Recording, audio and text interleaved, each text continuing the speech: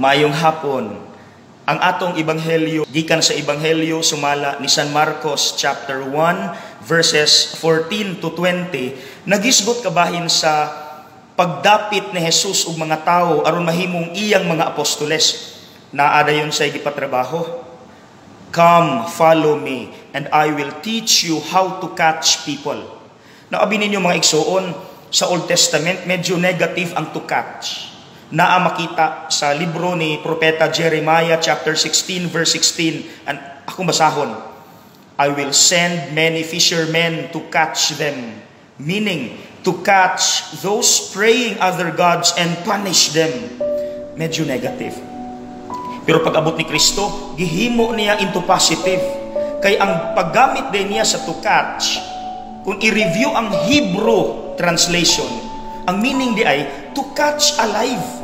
Sumura na sa rescue operation. So mga igsoon mao nay challenge ni Kristo nato to save, to rescue people nga nawala tungod sa sala and bring them back to God. So ang pangutana, how about you and me? Aduna na ba kitay napanagat nga tao ug napaduol nato balik sa Dios? So I would like to challenge everyone. Look for a person, one person at a time.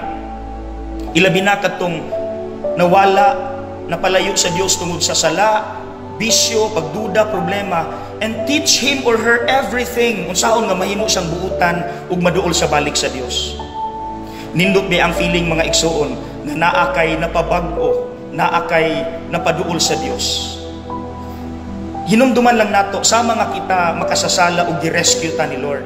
Ato pud ng obligasyon to look for people nga nawala and teach them everything unsaon nga mahimo silang buutan ug mapaduol sila balik sa Dios. One person at a time.